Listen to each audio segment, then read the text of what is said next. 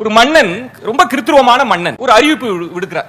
நான் இதுவரைக்கும் காணாத ஒரு உடையை வடிவமைத்து வருகிறார்களோ அவர்களுக்கு மிகப்பெரிய பரிசெல்லாம் உண்டு. ஆனா ஒண்ணு கண்டிஷன், இப்படி ஏதேனும் நீங்க ஆடை எனக்கு பிடிக்கவில்லை என்றால் சவுக்கடி நிச்சயம் அப்படின்னு சொல்லிட்டார். சில பேர் எல்லாம் ஒதுங்கிக்கிட்டாங்க. சில பேர் பயத்துல நமக்கு எதுக்கு இந்த மன்னன்ட்ட பொல்லாப்பு அப்படின்னு சில பேர் பரிசுக்கு ஆசைப்பட்டு வராங்க. எல்லாம் சவுக்கடி. ஒரு கட்டத்தில் மக்கள் எவனுமே போகல, மன்னனுக்கும் டைம் பாஸ் ஆகல. என்னடா அது எவனுமே அடுத்து வரலையே.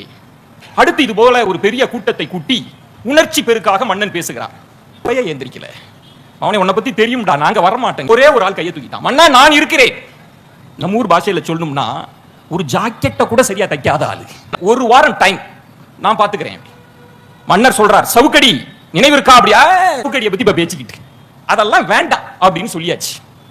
பொண்டாட்டி நைட்டு கேட்கிறா, ஏன்யா உனக்கு கிறுக்கு கிறுக்கு பிடிச்சிக்கிச்சா அப்படி நட போட்டி அப்படின்னு படுத்துக்கிட்டான். மன்னன் போய் பார்க்கணும். பொண்டாட்டி கிட்ட சொல்றான், என்னையா தச்சியா அப்படின்னு. ஒண்ணும் இல்ல, பரணியில இருக்கிற அந்த கல்யாணத்துக்கு அப்ப கொண்டு வந்தியில ஒரு பொட்டி, அதை மட்டும் கொடு. பொட்டியோட போயிட்டான்.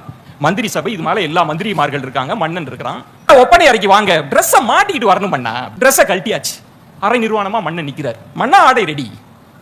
எடுக்க போகிற போது சொன்னான், மன்னா ஒன்னே ஒண்ணு மட்டும் சொல்றேன், இந்த ஆடை அறிவாளி கண்ணுக்கு மட்டும் தான் தெரியும், முட்டாபைய கண்ணுக்கு தெரியாது. அடி முட்டாபைகளுக்கு சுத்தமா தெரியாது அப்படின்னு போடுவது போல போட்டு, மன்னா வாருங்கள் மந்திரி சபைக்கு அப்படின்னு.